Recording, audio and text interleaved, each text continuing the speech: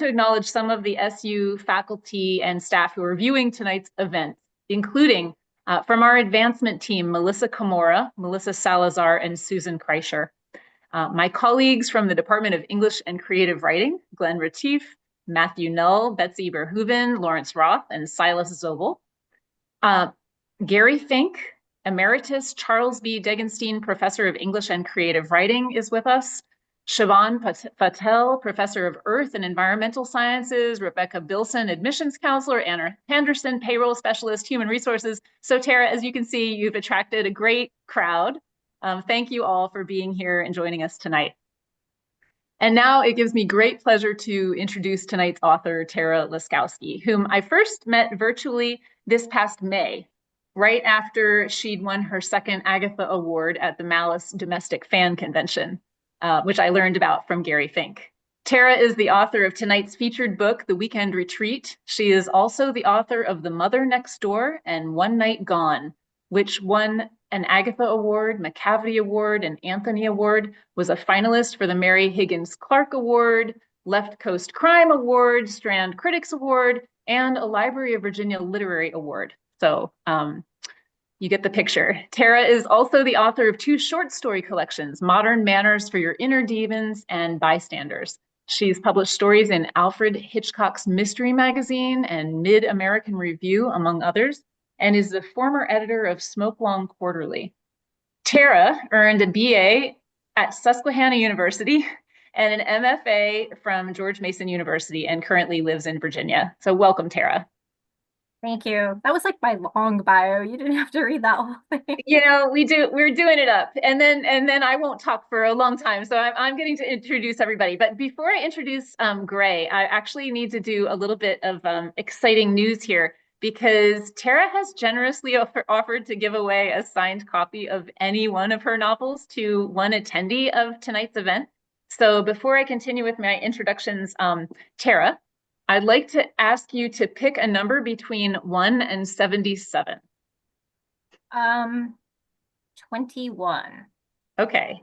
So the alumni office will identify to me the 21st registrant, and then we'll announce the winner before 8 o'clock. So everyone hold on to your winning tickets. I'd now like to introduce Grey Weatherford-Brown, who will be asking Tara a series of questions about the weekend retreat. So Grey is a senior creative writing and English and publishing and editing major from Pittsburgh, Pennsylvania. She is also a student intern in the Department of English and Creative Writing and a very talented writer. Welcome. And Grey, the floor is yours. Thank you so much, Dr. Dent. I'm super excited to be here tonight, and it's a true honor to get to be part of this. And I'd like to jump in to talk about, Tara, your narrators. I think one of the most interesting things for me was the jump between narrator to narrator. You focus entirely on women, however. Only the female characters really get their voices heard in the story. And I was curious why you chose to voice those female characters as your narrators. Yeah, thanks for that question. It's actually a question that other people have asked me before, and it was interesting to think about it because I wanted to sound coherent when I answered that question. But first, I want to thank everybody for tuning in. This is really lovely. I'm very excited to be here, and I know everybody's very busy and their schedules are crazy, so I really appreciate people tuning in tonight to hear us. So, but yeah, so my female characters. So the challenge with the weekend retreat is there's basically 6 main characters. There's 3 couples, and the 3 siblings, and I could not really do 6 points of view because it would have driven me crazy. It probably would have driven readers crazy. And so I had to pare that down. And when I was thinking about who should tell the story, one of the things I thought about was different ways into the family. And so the 3 female characters felt the best choice for me because I have Harper, who is the insider, right? She is part of the family. She is the twin sister. And so she's been part of that family her whole life. And then there's Lauren, who's the contrast, new girlfriend, right? She's coming to visit the family for the very first time. She's a complete outsider. And so her perspective on the family and who these people are is completely different. And I think can lend an interesting aspect to the book and how we perceive the family. And then you have Elle, who is sort of straddling both of those lines, right? So she is a member of the family in that she's married into the family, but she's still an outsider. And that, I think, brings with it some really interesting challenges for her and an interesting perspective as well. So that's kind of why I think I picked those three people. I just wanted the readers not to have the same, like I wanted a different viewpoint and a way into the family and what's happening over the weekend. And so they seemed like the best choices to me. Yeah, and you mentioned challenge. I imagine there's a lot of challenge involved in writing this book. What do you think was the most difficult aspect? Um, well, we're only here for an hour, so I cannot go through my long list. But yes, this book in particular was super challenging for a number of reasons. One of which is that I was writing almost a completely different book. It was still set at a winery, but it was completely different people, and wrote almost the entire book before I realized that it wasn't working. And so about 6 months to my deadline, I completely trashed it all and started over. So so that was challenging. But I think when if I'm looking at all of the things that I think were difficult about this book, I think it all boils down to the fact that it takes place only over 3 days. And that is really challenging, I think, to sustain suspense, sustain a plot, over only so much can happen, right, over a long weekend. And that's part, I think, of the reason why I picked multiple points of view, because if we had to stay with one person over 3 days, that would be even more challenging, I think. And 3 points of view plus the anonymous narrator was a challenge enough with this one. And then it's also a really character-driven novel, and so I really had to know these people, because you have to have enough happen in a book that obviously the reader wants to keep turning pages, but you can't have so much happen that it just becomes unbelievable and crazy. So the characters are really what drives the book, and what's interesting about them, what they're lying about, what they're covering up, what they're hiding, what they want. And so all of that made it, I think, pretty challenging to write. Can I break in? I need to break in because you said something so interesting, which is that you knew that the book wasn't working. Is that thanks to readers, or did you just know it? Like, how did you know you needed to change everything up at that point? It was partly me and partly my editor. She's very honest, painfully honest. But no, I knew. I mean, I had to call with her, and I was like, I really don't think this is working. And I sent it to her, and she's like, no, you're right, it's not. And I'm like, oh, thank you.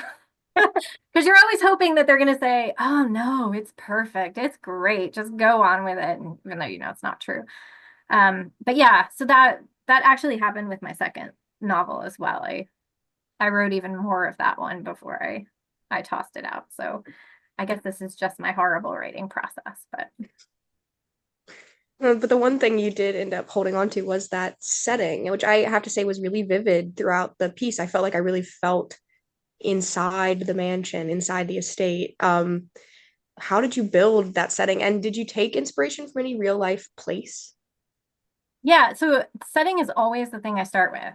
And it's the only thing that I keep, really, when I do throw everything away.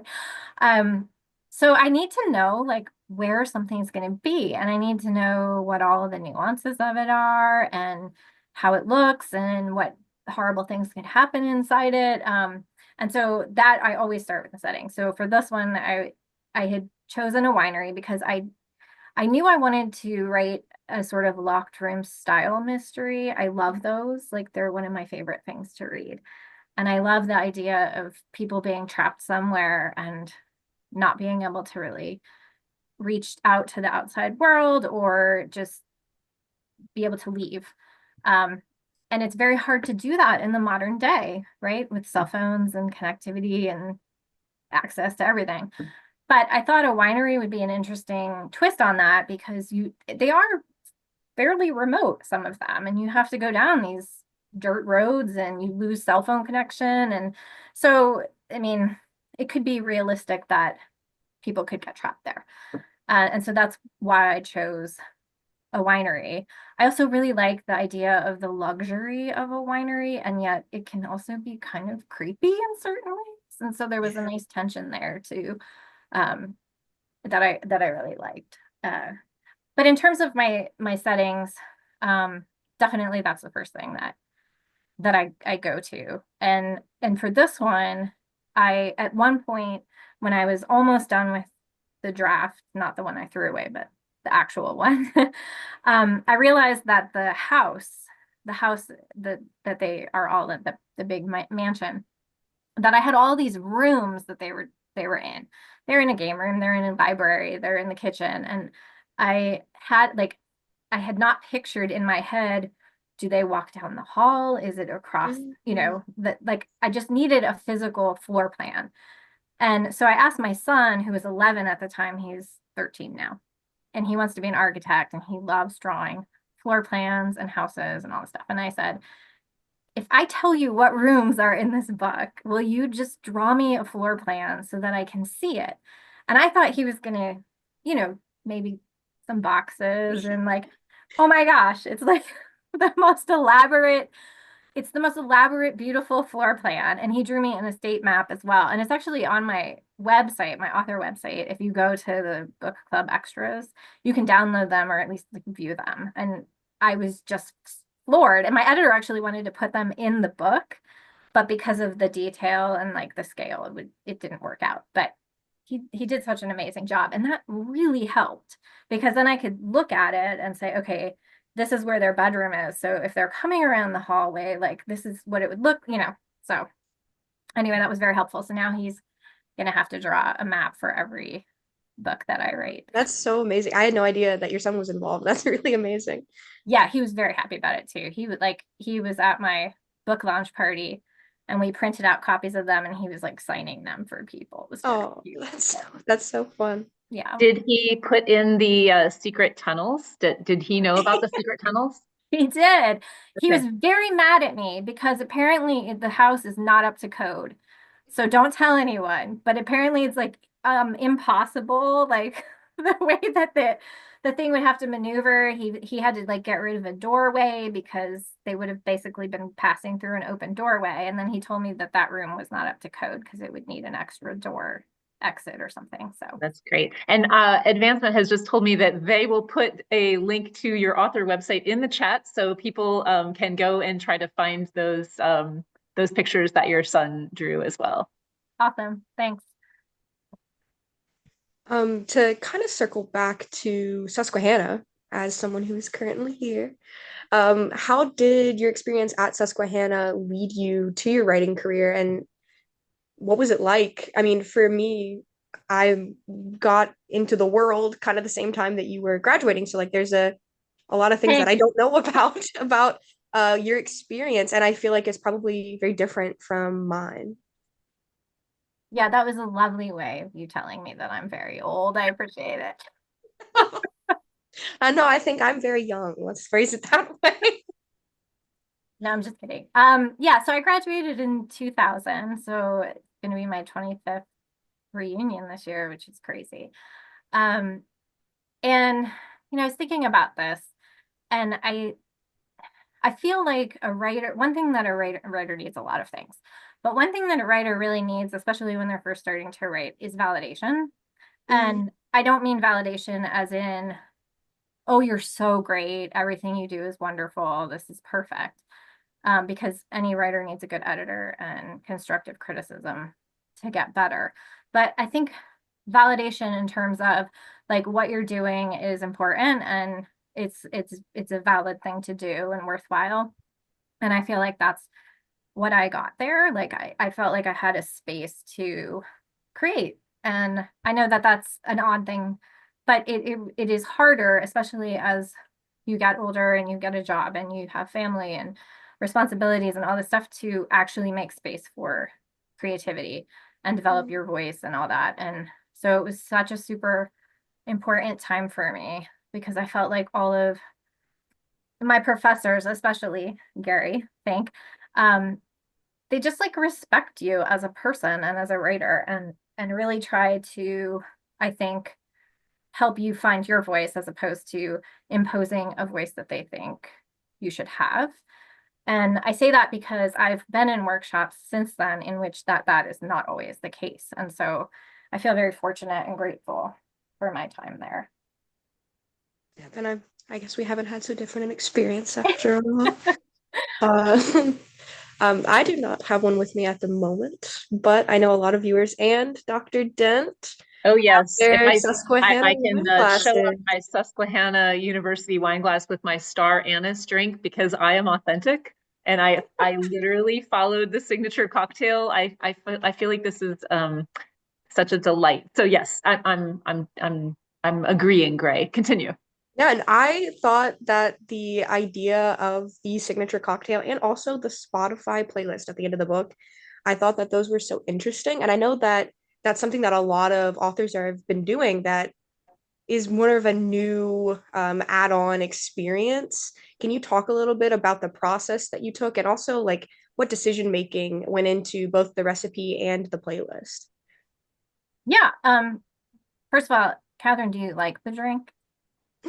Okay. Let me do a taste test. I think it's a little sweet.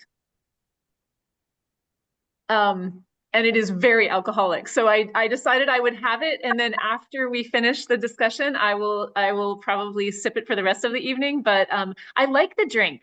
My missing ingredient, I couldn't find pear brandy, so I had to use Oh. apple brandy instead. Oh, So no, no, no, no. what can I do? Oh, Harper Van Ness is so disappointed right now. Yes,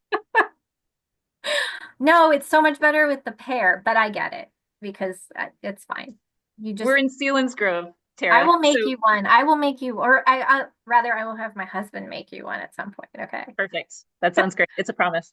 Um, so anyway, I adore swag, what I call swag. So like any extra stuff related to my books. I think that everyone should have a book launch party, like no matter if you've published your first book or your 700th book, like you've got to celebrate it because writing is such a difficult thing.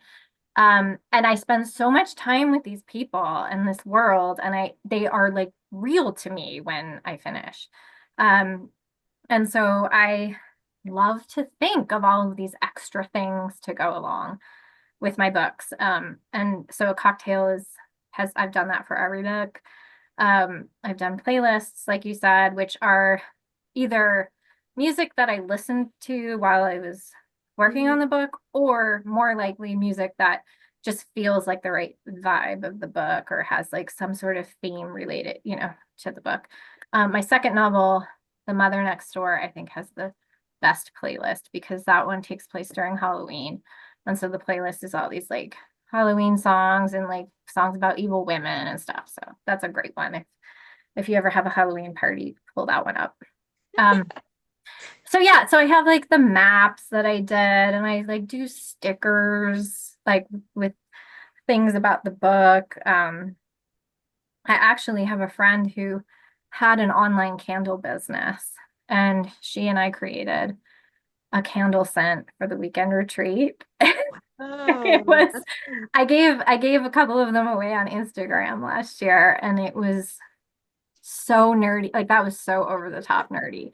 But that candle smells so good. What was it scented like?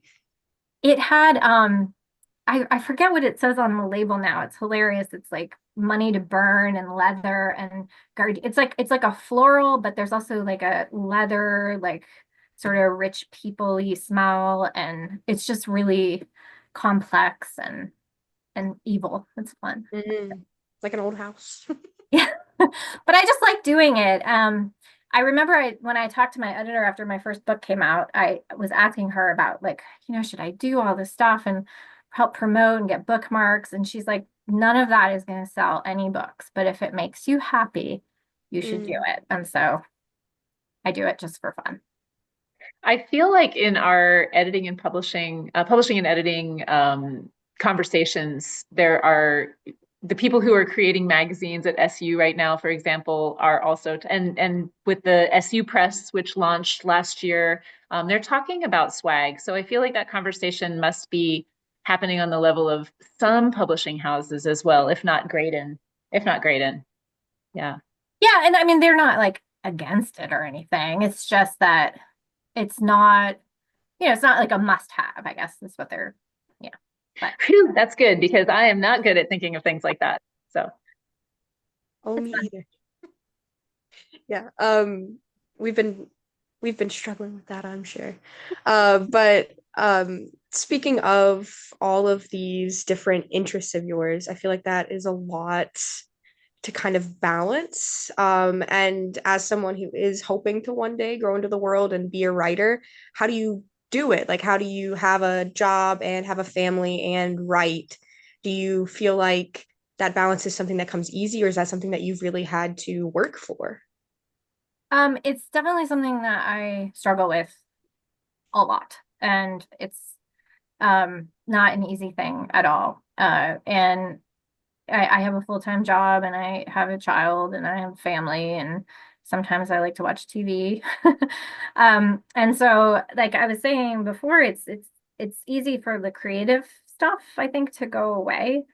Um, and and so you have to really make it a priority. And one of the things that I realized after I had my son was that I'm not gonna ever have that luxury of 3 hours where I can go for a walk and I can wait for the muse to come and I can calm down and read and like, I have 15 minutes that I can edit a paragraph, or I have 45 minutes on my lunch break and maybe I could just draft a scene, and it's not ideal in any means, but until someone pays me like a tremendous amount of money for my books, like that's just the reality. And so I think one piece of advice I have for people is that you just have to find the time to make it a priority. And like it sounds stupid, but clearly you're not going to write anything if you don't actually sit down and write. So um so it's not going to always come out perfect. And I'm talking to myself here while I'm saying this, like, because I really want it to come out perfect the first time.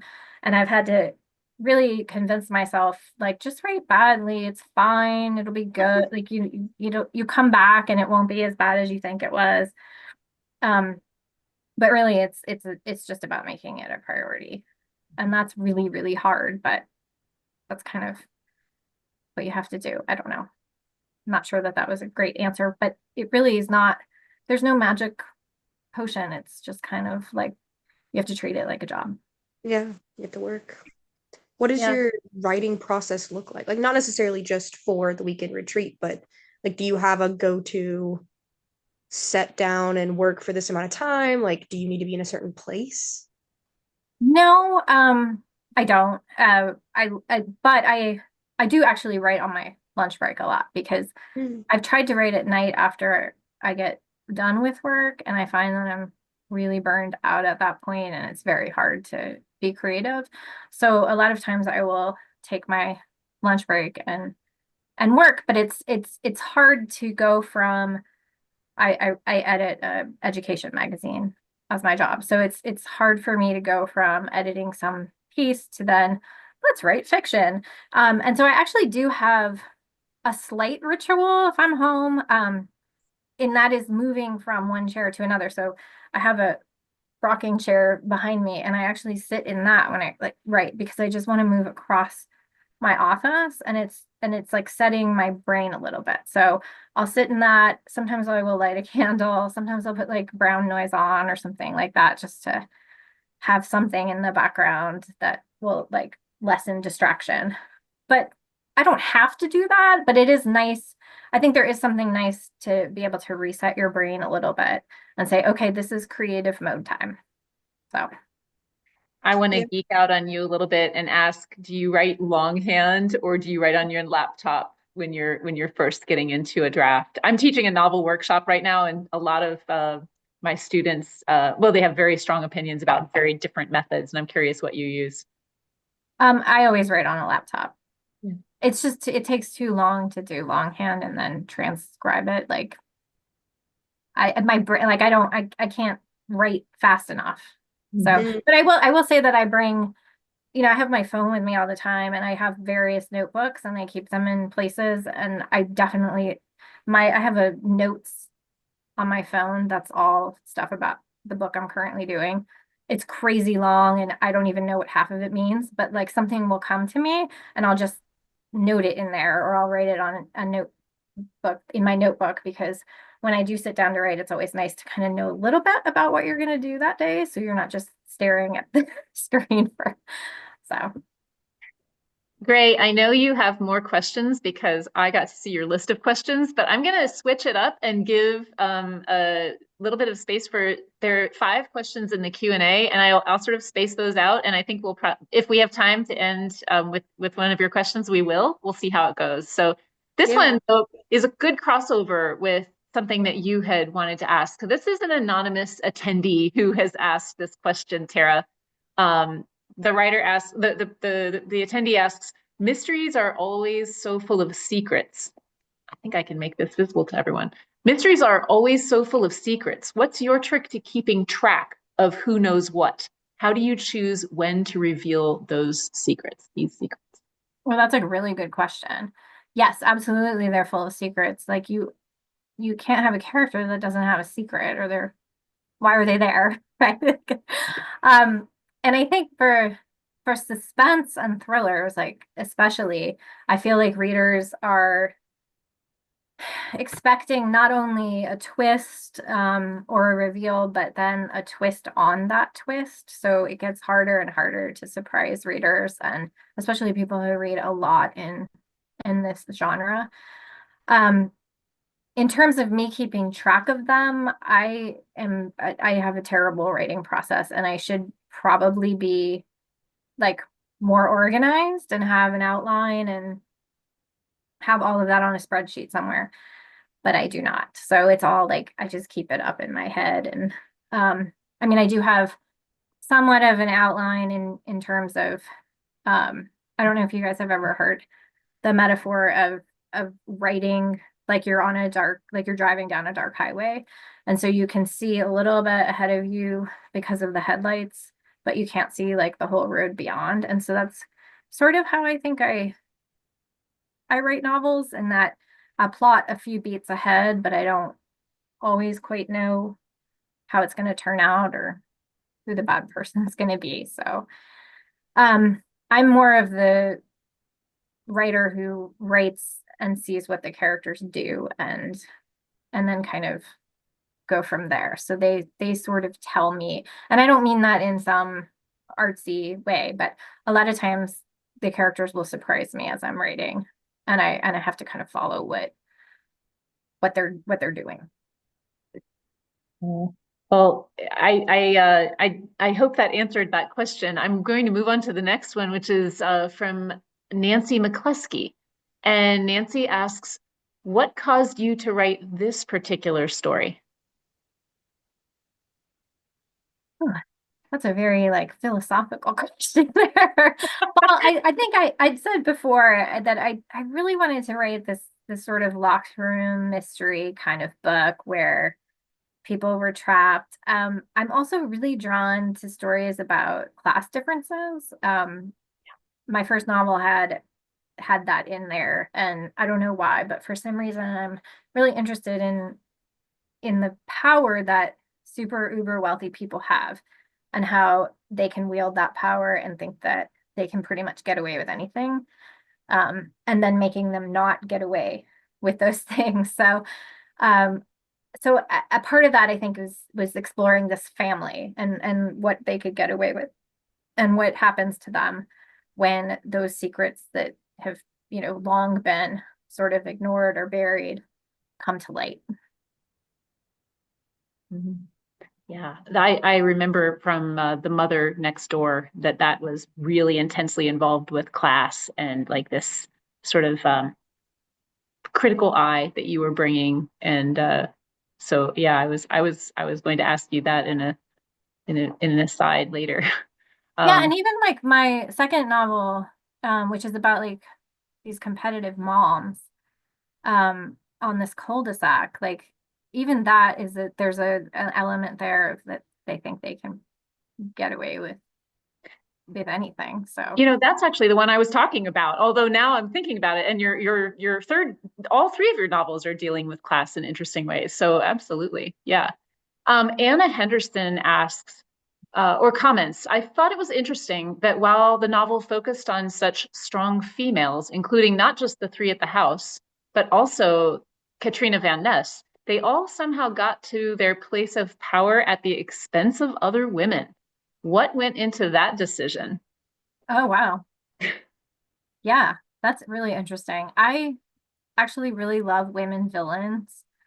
And I always want to write a woman villain, but I didn't think about that. But yeah, that's really kind of says something about me, doesn't it? I don't know. Um, Gray, feel free. I know, Gray, you were asking about the female narrators. If you have any thoughts on that, jump right in, Gray. Ray's like, no, I don't have anything. I want to talk about Katrina though, like because she was mentioned in there, and um, one of the things that was really interesting about reading this book is that I had to kill Katrina off because in earlier versions of it, she was alive and she was taking over the whole book. Like she was just such a huge personality that I could not have her actually in the book. She is still a huge character, obviously, and has a lot.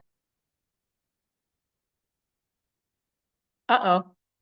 For some reason, Tara has been muted. We might need a little bit of help from our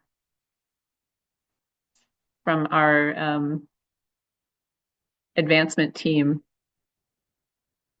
Tara, are you able to? No.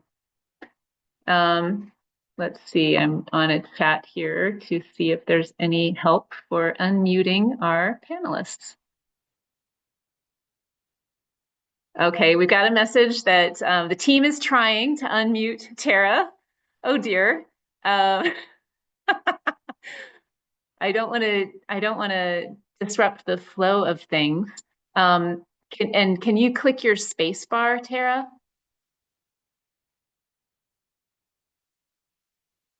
That doesn't seem to be working.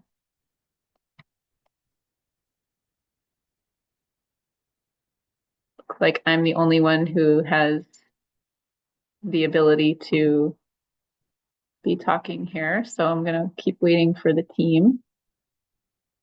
Let me see on my end if I'm able to do anything. Wait, I think, am I back? Okay, I think you're back. Yes, you're back. Except I don't think that Gray's allowed to unmute herself. Oh, no, I'm back. Hi. Okay, great. Well, calamity averted. We still have all of our participants, so thanks for hanging in there, everyone. Hopefully you had a nice sip of your drink. Maybe I should do that now. And now, Tara, are you able to? Oh, this is malfunctioning somehow. Gray and I are on.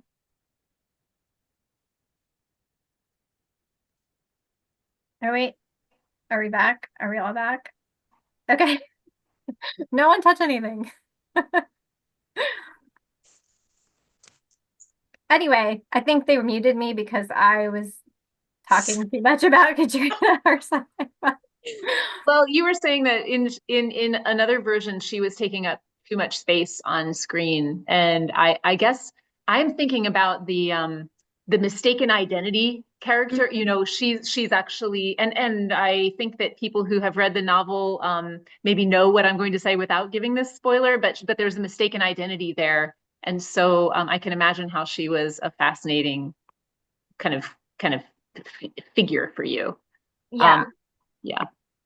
Yeah, and I really like that idea of like women sort of getting their power based on other women. That's such a fascinating trait that I didn't even realize that I was doing. But I think that's really there's something interesting about that. in those characters. Yeah, I think that there's the question was phrased, it was at the expense of other women, but I think in another way, there's also the power is bequeathed by other women. So, women have the power in your stories, which is really fascinating. Okay, I'm going to ask a question about another character. Virginia Biniak asks, how did you decide to have Elle seem so much a part of the family that I kept forgetting she was a spouse and not a sibling? What was your development of the Elle character like? Yeah, so I that was very purposeful. In fact, I'm sure you've noticed that she calls Katrina mom. And that was really that's says a lot about her, I think. She desperately wants to be this in this family and seen um as an actual Van Ness.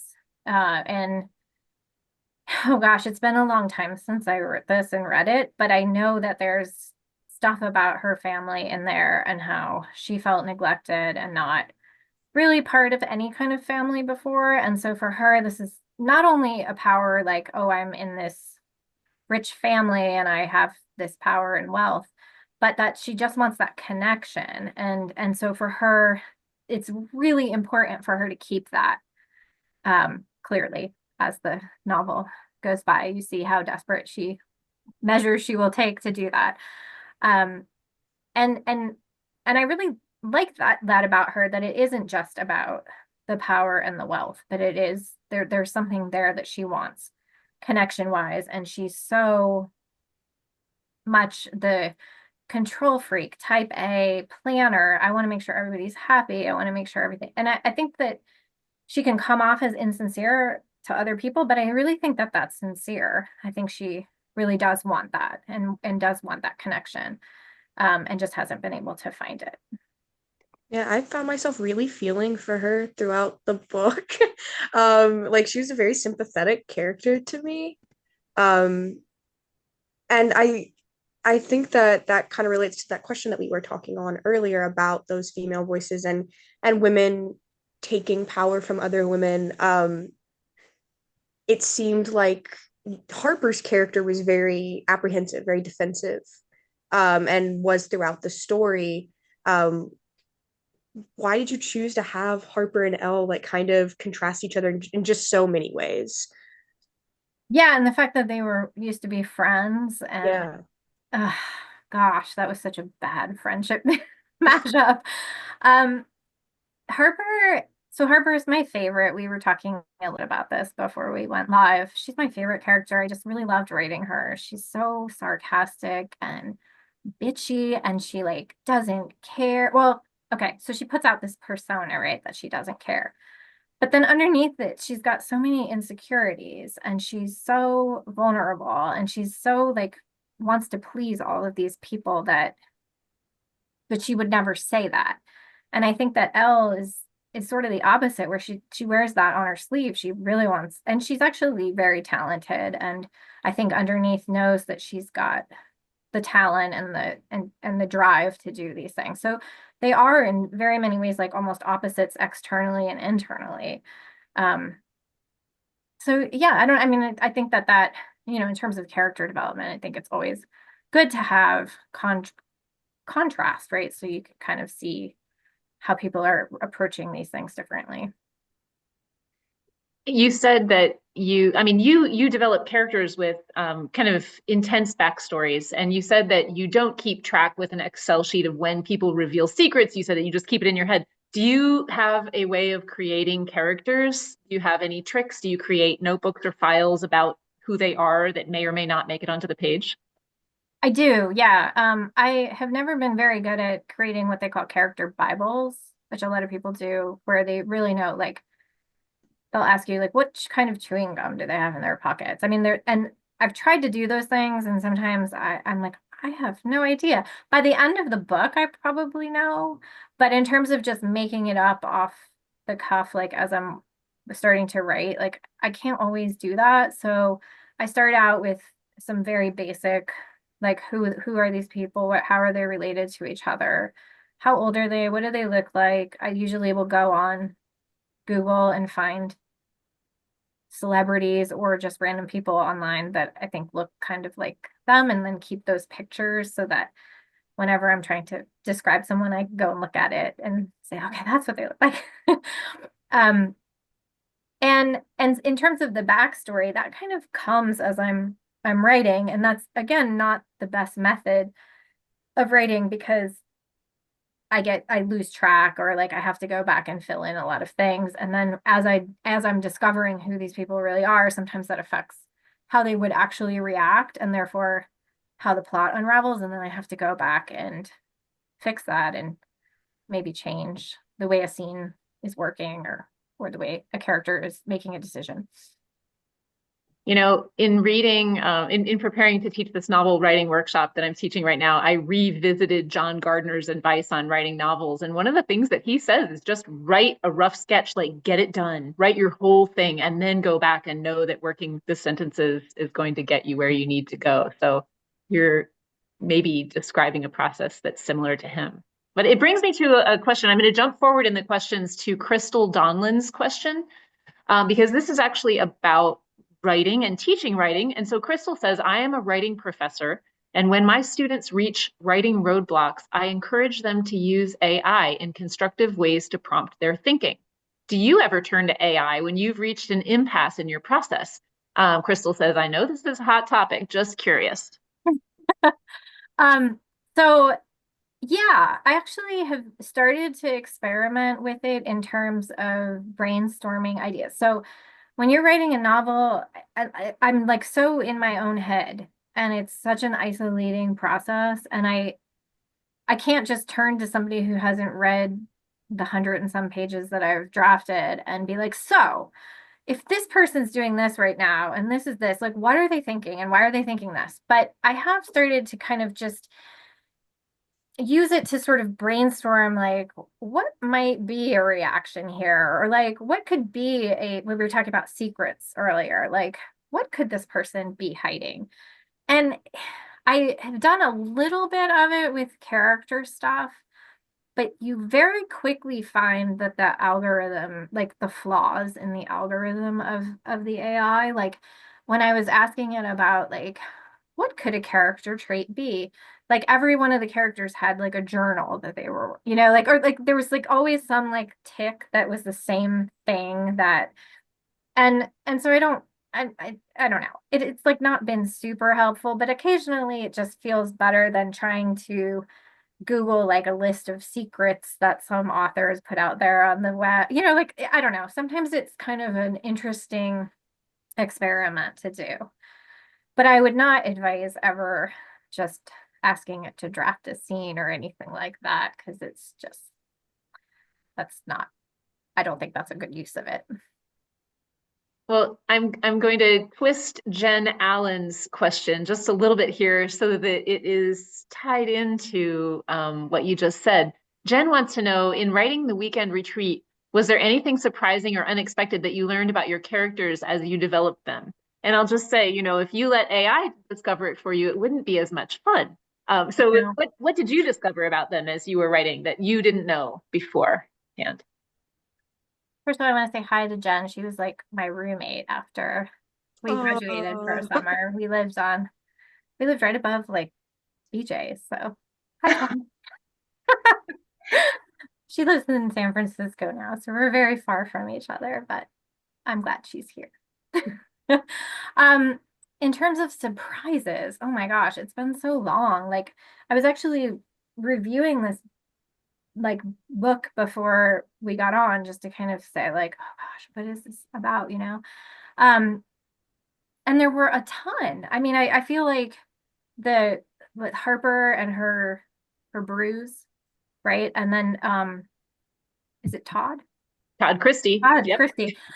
He like, I didn't know they were having an affair until they were having an affair. And I'm like, oh, that's really interesting. And I wasn't sure like what exactly happened with her bruise at first. Like, she just had one, and I'm like, that's really interesting what happened there.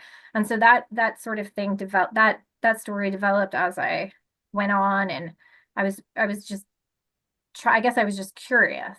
And as I was writing her, I kind of figured out, okay, maybe this is what would happen with that. So I think a lot of times it really is just writing the scenes and sort of seeing what plays out. Like I think a lot of times my subconscious will put details in that then later when I go back, because I've thought of a new plot line or something, I'm like, oh my gosh, those seeds are already there. Like that's actually on the page to some degree already. And it's very interesting the way your brain works. I would like to ask a question from Julie Buckingham, who actually has given us two questions. So I'll let you know what both of them are. The first one is, are there any lessons or takeaways from your writing classes at SU that stick with you when you still when you write? And then the corollary is any particular professors whose voices you still hear in the back of your mind while you write. And Julie says, 2009 writing alum here. Also, Julie wants to know, I'm curious if you're working on a new book now, and if so, can you share anything about it? So, two-part question. And I've already forgotten the first part. What did you learn from SU? I'm very attracted to that question. What did you learn, and are there any particular voices that are still in your head when you're writing now? Yeah, I learned, well, I've already mentioned Gary, but or Dr. Fink, I should say. After I graduated and he was like, you can call me Gary. I'm like, that's weird. But yes, I still hear his voice a lot in my head when I'm working on scenes. And gosh, I don't know. I mean, it's been 25 years. I'm old. I don't remember these things, but it was just such a foundational time. Like I don't know. It was the first time when I realized that writing short stories was like a really a good pursuit, and that you could say a lot, and feeling like that was a valid thing. I don't know. I mean, I keep repeating that, but it was just such a huge deal for me. You know, Tara, just was there a big difference for you when you went to get your MFA? And can you reflect that difference for us a little bit between being an undergraduate and being a graduate student? Yeah, I mean, by then, like I obviously was very deliberate in knowing that I wanted to keep working on my writing. And so it was a little bit different because I was an English major when I came to Susquehanna, and then really wanted to switch over to the writing major. I think it had officially started a writing major either my first or second year when I came. So I wasn't able to like fully be a writing major. I got my minor in writing, or I would have. But when I went to graduate school, it was, I knew like at that point, like this is what I want to do. Like, whereas I feel like I was still kind of figuring it out a little bit when I was in undergrad. But I will say that like, I think my classes at Susquehanna, and this is not to diss my graduate program, but I felt like we were very free to experiment and to try to figure out like what we want to write and why we want to write it. And I think that in graduate school, there was more of an emphasis on like, this is how a story should be. And this is like what you need to figure out how to do this fundamental way before you experiment. And I think it's just two different approaches, but I just feel like I felt more at home being able to kind of figure it out a little bit myself, if that makes sense. Totally. That's fascinating. Julie's other question is, what are you writing now? Will you share any of it with us? I know this is really on your mind. So are you interested in telling anything about the current book project? Yeah, so my next novel is coming out in January of 2026, if I can actually finish it. And it's tentatively called The Cold Read right now. At least that's what it was announced as. And it's set at a ski resort, and it's a cast of a cult horror movie and the movie was set at this ski resort, and now they're coming back 9 years later for the sequel. Except that someone disappeared during the initial filming, so terrible things are going to happen, but it's very fun. That's awesome. And I have to say, I see the attack of the 50-foot woman in your background. And I think Yes, I was trying to like move it so that was not actually in the screen, but Nope. like this screen's so much wider. So yes, it is there. I love that poster. So there's a great poster collection at this curiosities shop in Sunbury. So when you come back up to visit, I'll take you there, and you can find a lot of really cool old movie posters. Oh, fun. Yay. But okay, so Gray, I want to have time for one more question from you, but I'm going to ask the last one that has been posed in the Q&A, and it is from Delia. Oh, there are two more questions in the Q&A. Okay, Delia McCann, a current student here, says, how do you decide whether a story would benefit more from multiple perspectives versus having one perspective? Also, how do you decide whether to use a first versus third person perspective for your characters? Oh yeah, those are great questions. Okay, so the first one is multiple point of view versus single. Yep. All right, When to do it in multiple, and when, and then how do you do first or third? Right. So for me, I've written all my books in multiple point of view. I think it's because I am at heart a short story writer and actually really like flash fiction. Like I really, really love writing very, very short things. And so writing a novel is very hard for me. But if I am multiple points of view, I feel as though I'm cheating and not really writing a novel, right? Because I can switch to another point of view. I don't know. And so that's why for me, it's just more fun to have different characters. In terms of first person, I've written everything in first person. And that is because for me, when I'm writing suspense, it feels more urgent and suspenseful when I'm actually in the person's head. I've tried to do more of like a close third person point of view, and it just isn't, it doesn't work for me. Like I really need to hear that character's voice in that first person kind of way. And I tend to be drawn towards present tense. That's what I was going to notice also. Yeah, it's present tense. And I didn't go and think about that with your other novels, but I'm imagining that they may be present tense as well for the most part. Yeah, for the most part, yeah. Okay, this is a funny question, and I really like it, from Charles McCleskey. Charles asks, was there anything that happened at SU that caused you to write about the topics you have selected?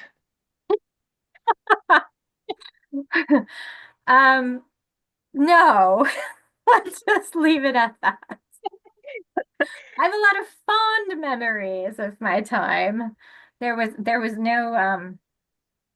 no dead bodies that I know of. So There will be no expose tonight of the murder in Hassinger Hall. No. no. No. Gray, do you have a question, a final question that you'd like to, kind of lead off the end of the evening with?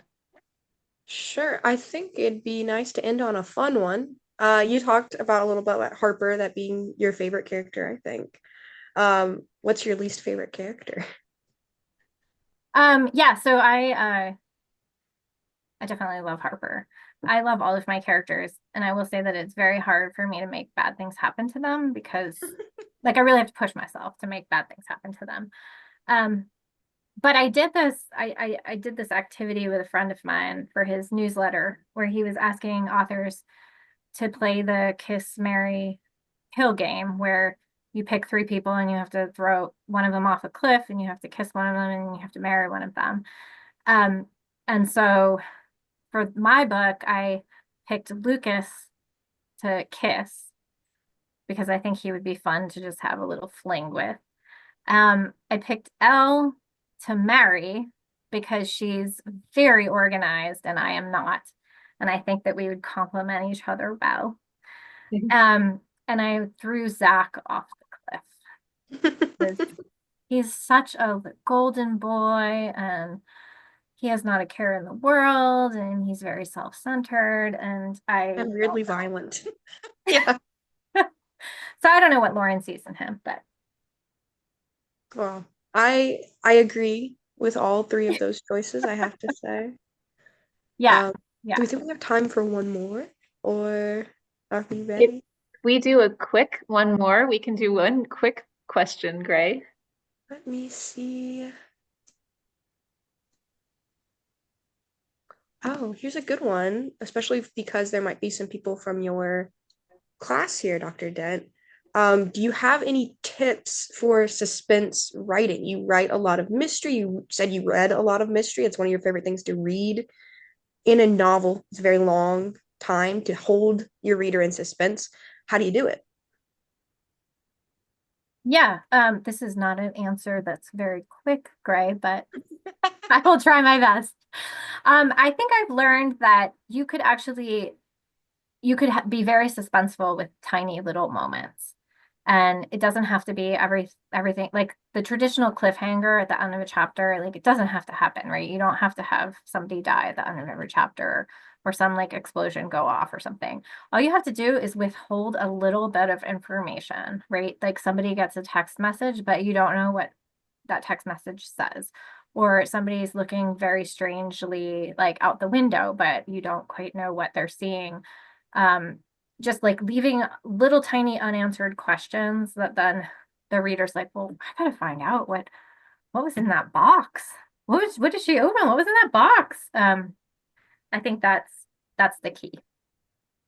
Yeah. Which is my perfect segue to my 7 o'clock and 58 minutes remark, which is that bit of information we were withholding, which is who wins the novel. The signed copy of the novel has just been sent to me. And so I'd like to say congratulations to Greg Burke of 95. The alumni office will reach out to you to find out what book you chose and confirm your mailing address. So Gray and Tara, that was fantastic. Thank you both so much for joining us tonight. Thank you. This was really fun. I appreciate it.